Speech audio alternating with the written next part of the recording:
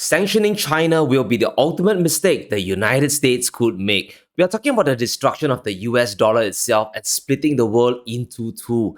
Now, we are getting dangerously close to an economic war between the two biggest economies in the world. The global economy will be collateral damage, but the pieces on the board, they're already being set up in motion. Now, Biden, he's discussing possible sanctions on China with the G7 with Olaf Scholz warning China of consequences if they supply Russia with arms. We are at a dangerous escalation point where the US could do the unthinkable and use their greatest economic weapon on Beijing. Now, America has two powerful tools they can use against China. They've already used the first, which is the tech sanctions, and the agenda is simple. Cut off China from American-made chips and chip-making technology. They want to stifle China's technology progress. But that is nothing compared to the financial nuclear option they have, which is weaponizing the US dollar against China. Now, we are talking about the big primary sanctions of cutting China away from the dollar system. And this includes freezing their assets like what happened to Russia's central bank reserves and blocking access to the SWIFT messaging system. But why is the United States looking to sanction China? Is it really because of the fear of the Chinese selling Russia weapons? Now, we need to understand the financial motivations behind this. The US has spent an enormous amount of money supporting Ukraine and has unleashed a terrible inflation wave. Now, we are talking about at least $76 billion in funding, of which over $46 billion has gone into military aid alone. That is a ton of money being poured into the war effort. In fact, according to the Congressional Budget Office, the United States is expected to provide funding to Ukraine well beyond 2030. How much more money can the West keep sending in? They have also turned Russia into the most sanctioned country on planet Earth with over 10,000 sanctions, but it is still standing and taking ground on the Eastern Front. So if China really sends in their arms, this will prolong the conflict and cause the West to bleed out more treasure while keeping inflation high. However, if the United States weaponizes the dollar again, especially against the second biggest economy in the world, this is going to backfire badly. Yes, China will be hurt economically. Another global inflation crisis will happen, but the true victim will be the US dollar. And we need to unravel the consequences that could happen if the G7 does the unthinkable and punishes China. And let's realize that China is a very different animal compared to Russia. Russia is a commodity giant and a nuclear power, but China's influence and economic power far exceeds Russia. We have Dalip Singh, the architect of the American sanctions on Russia himself, warning that targeting China is a whole different story. And I want us to focus on two key statements Dalip made to the Senate last month. He essentially told Congress that sanctioning China is near impossible. China's economy is 10 times larger than that of Russia. Its banking sector is 30 times larger than that of Russia. It is the largest manufactured goods exporter in the world by a very large margin. And this tells us that China's economy is resilient and its manufacturing power is not to be underestimated. China still has many avenues to access capital and money, even if the dollar is weaponized. But listen to this next admission by Singh. China has also accumulated a lot of soft power since the Belt and Road Initiative.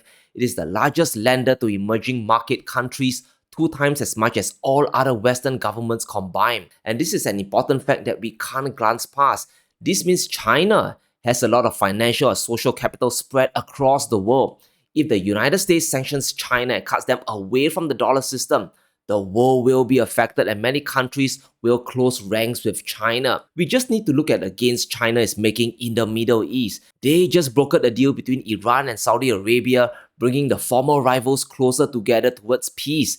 They have agreed to end years of hostilities, something that the United States hasn't been able to accomplish for decades. This is very important. China is building friends in the Middle East by forging peace. They are all about business. The Chinese, they are securing their partnerships with the big oil producers, and this is going to be a major factor why the dollar sanctions won't be very effective. China, they have built a lot of alliances and economic ties with the rest of the world, and if the world really found ways to circumvent Russian sanctions, they will definitely find a way around Western embargoes to trade with China. So what if America does the big one and freezes all of China's assets? And I'm talking about confiscating all of China's treasury holdings, which is over $860 billion. Remember that the money is held in US-based custodians and broker-dealers, so it is technically possible for the funds to be frozen. The money is not in China's hands. But will this cripple the Chinese economy? will removing nearly $1 trillion of China's reserves cause a collapse? And the answer is not really. Yes, it will cause a lot of short-term pain, and oh boy, will the Chinese be pissed off. But just in January alone, they have accumulated forex reserves of nearly $3.2 trillion. So even if the United States takes away the $860 billion, that is just a 26% hit to China's reserves and not really a crippling blow. But yes, it'll be a short-term financial victory for the United States. They can take that money and keep it locked up in US treasuries, and this will help to prop up US bond prices and keep yields low, especially with the Federal Reserve still on its rate hikes campaign. Now, we already have a major US bank failing thanks to higher bond prices. They are a victim of rising bond yields just from the Fed rate hikes alone. So just imagine if the global south sees China's assets getting confiscated. If they were to dump US bonds, these could collapse even more highly leveraged banks in America. It isn't impossible that China's treasuries could get frozen as part of the sanctions package. It has happened to Russia before. Now, China's loss will be America's gain 100%, but that is only in the short term. The majority of China's money is away from American shores. In fact, they also have a gold position of over $125 billion. So if you total that up with the rest of their SDRs and their reserves in the IMF, China actually has over $3.3 trillion on their books. Now, here's a really interesting question. If China gets cut away from the dollar, how will they manage the yuan without dollars? And the traditional method China does is to keep their currency competitive, is to sell off the Chinese yuan to buy up US dollars. But if America uses the dollar system as a weapon, China faces a dual problem, right? Now, firstly, getting dollars from American trade will be harder. Secondly, even if they manage to buy dollars, they can't possibly put it into treasuries again anymore to gain yield. In fact, the Western world, the G7, might choose not to accept dollars coming from China. So for China, buying dollars would be as good as collecting hot potatoes or monopoly money. And this is where China's huge banking and trade network comes into play. China can still use their in-house dollar and forex reserves to suppress the yuan. They can also buy more domestic gold at home using the yuan. They can keep doing this as they continue to build more bilateral trade with the rest of the world.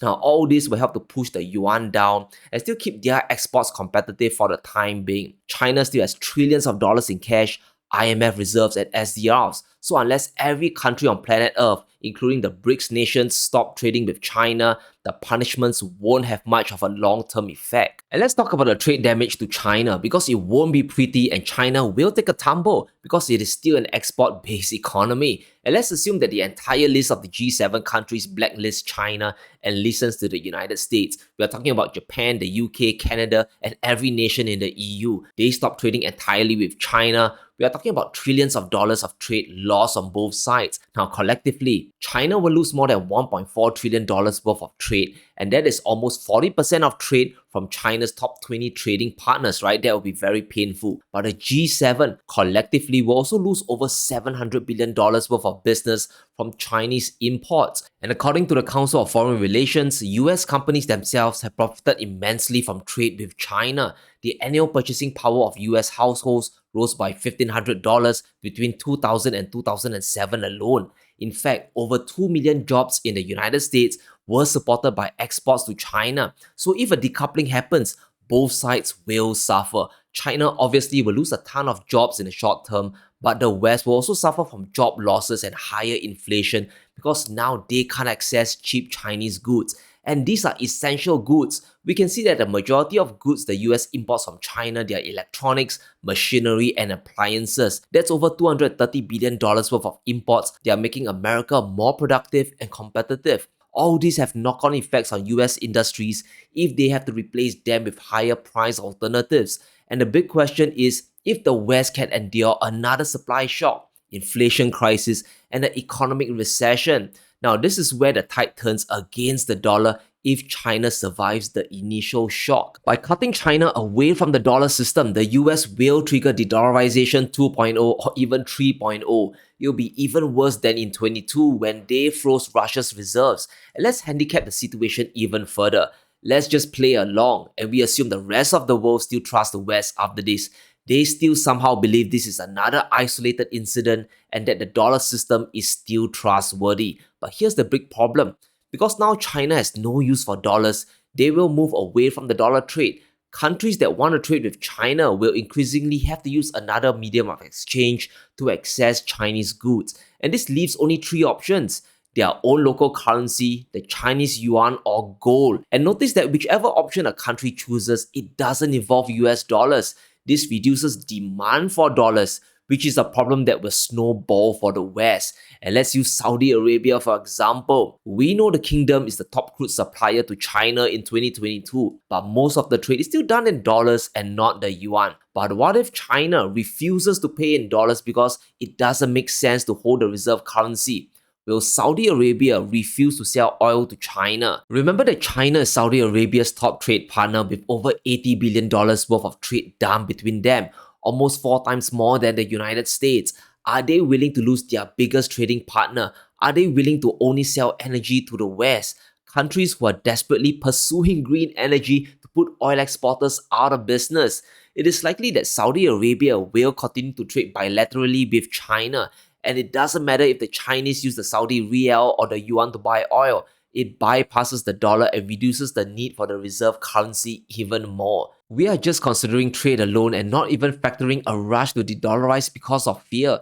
If the US is willing to sanction China, the second biggest economy in the world, no country is safe. And believe it or not, if the West really cuts China away from their financial system, it will play directly into Beijing's hands. And we know the world is deglobalizing. It's becoming the galactic West versus the global South. And if China gets punished, they will become a martyr and rally the BRICS nations against the dollar. And there are so many possibilities that can play out that no one can foresee. The BRICS nations could push forward for new common currency to sanction-proof themselves. We could even see more central banks, even from neutral countries, rush towards gold to protect their assets from all this chaos. In 2022, central bank buying reached a 55-year high, and this gold rush won't stop. And just recently, Singapore Central Bank stockpiled even more gold, lifting their reserves by 30%.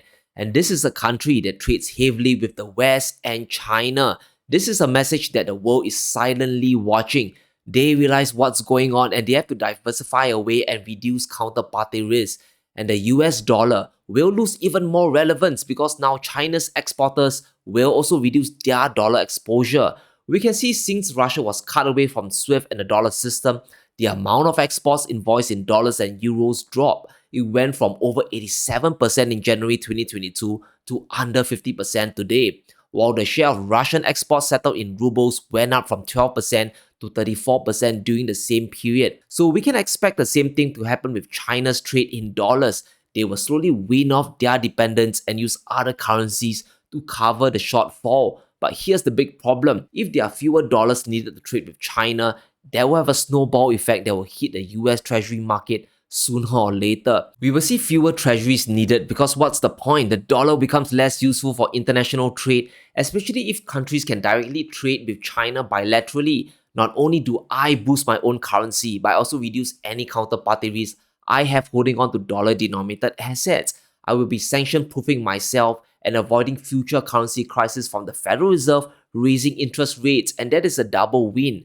Not only will China stop buying US treasuries, the rest of the world will also scale back. They will recycle fewer dollars back into US bonds, and this will cause bond values to crash and yields to stay high. And the United States is now facing a debt default crisis that will seriously damage the dollar's reputation even further. And that's not all. There's also a banking disaster that's threatening to collapse the US economy. And both of these are tied to rising bond yields. If the world continues to lend less and less to America, can they pay back their debts at a higher interest rate? Will they just get the Federal Reserve to print more money to cover future deficits? Because if they do, we're going to see more currency debasement and inflation crisis down the road. So here's the deal. Punishing China is going to backfire big time. It's going to hurt big time for both sides. We could see China actually deploy their gold stash to back up their currency because now there's nothing truly left to lose.